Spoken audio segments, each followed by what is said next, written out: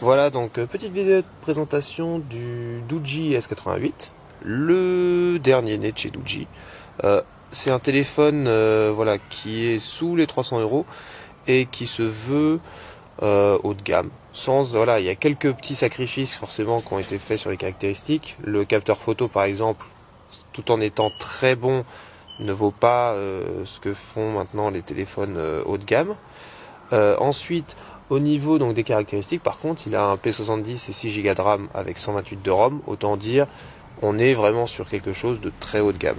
Ensuite, donc l'avantage indéniable de ce téléphone, en plus forcément d'être étanche, étanche à la poussière, à l'eau, c'est de mon point de vue, c'est quelque chose de très intéressant, même en utilisation quotidienne, parce que voilà, vous craignez pas de le laisser tomber, ce qui arrive très souvent.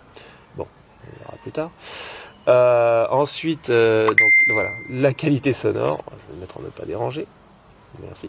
La qualité sonore est très très bonne, le son est puissant. Bon, malheureusement, ça ne sort que, je sais pas si on le voit, on verra très bien, voilà, ça ne sort que de ce haut-parleur là. Celui-ci, c'est du faux. Bon, ça permet en fait d'avoir un design quand même assez symétrique. Voilà, donc on voit le design quand même, c'est racé, hein, faut aimer. Mais bon, la couleur orange, donc j'ai pris celle-ci parce que finalement c'est joli sans être trop ostentatoire. Et puis ça permettra surtout de le retrouver dans des situations où, par exemple, il tombe dans des endroits voilà, où il faut le retrouver facilement. Ensuite, donc, autre avantage, l'écran, donc un peu plus de 6 pouces de souvenir, j'avoue que je connais pas exactement la caractéristique, Full HD, et puis surtout lumineux. Ça c'est très intéressant quand on est en pleine journée. Donc là, par exemple, malheureusement derrière c'est un mur tout blanc au soleil, et on voit finalement que malgré la présence du soleil assez importante, l'écran reste quand même parfaitement lisible. Donc on voit sur les blancs, c'est aucun problème, c'est précis, c'est du Full HD. Et c'est surtout au niveau de la colorimétrie très très précis. C'est quelque chose qui est quand même une bonne réussite, parce que le problème c'est que ce téléphone là ne dispose pas de ViraVision, qui est le programme permettant de régler les contrastes, la saturation, la colorimétrie du téléphone.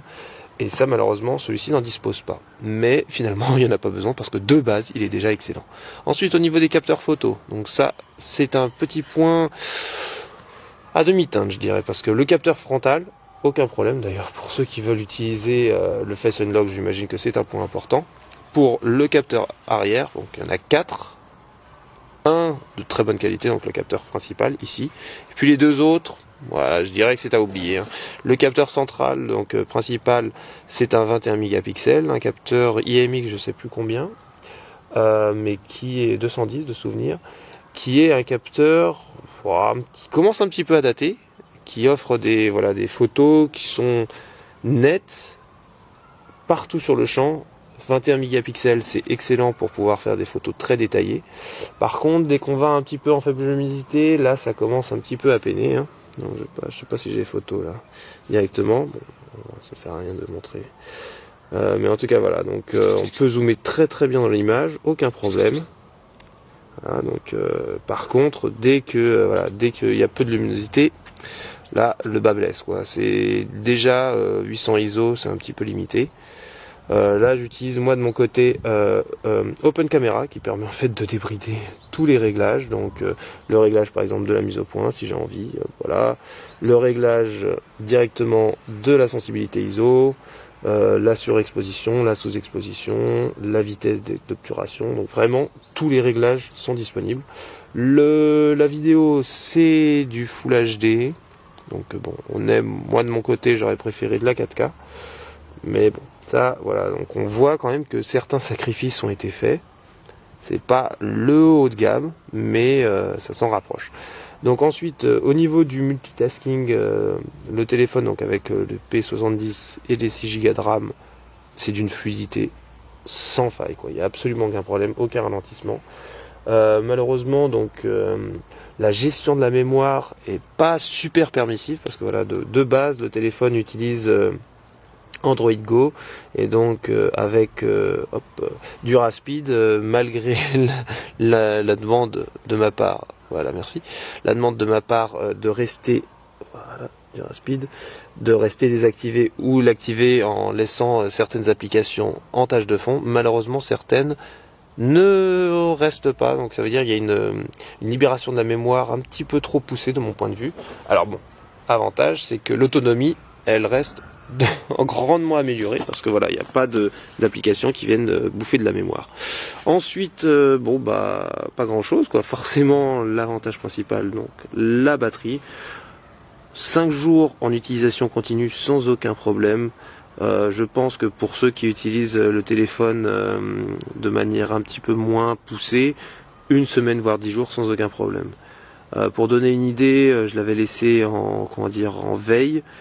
En veille, le téléphone utilise 0,1% de batterie par heure. Ça veut dire malgré le réseau actif, malgré la réception de SMS, 0,1, ça fait en gros, bah voilà, ça fait 1000 heures d'autonomie, ça fait quasiment 50 jours, quoi.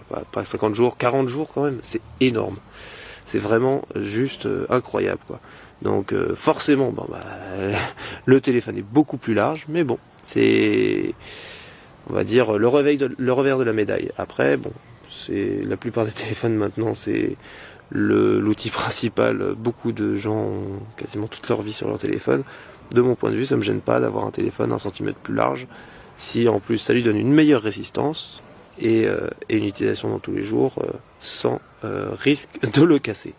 Voilà, donc de mon point de vue, donc pour résumer, un téléphone qui s'approche, voilà, des caractéristiques parfaites pour un téléphone tout temps, qui peut être utilisé donc tous les jours si vous acceptez, voilà, un design un peu plus inhabituel.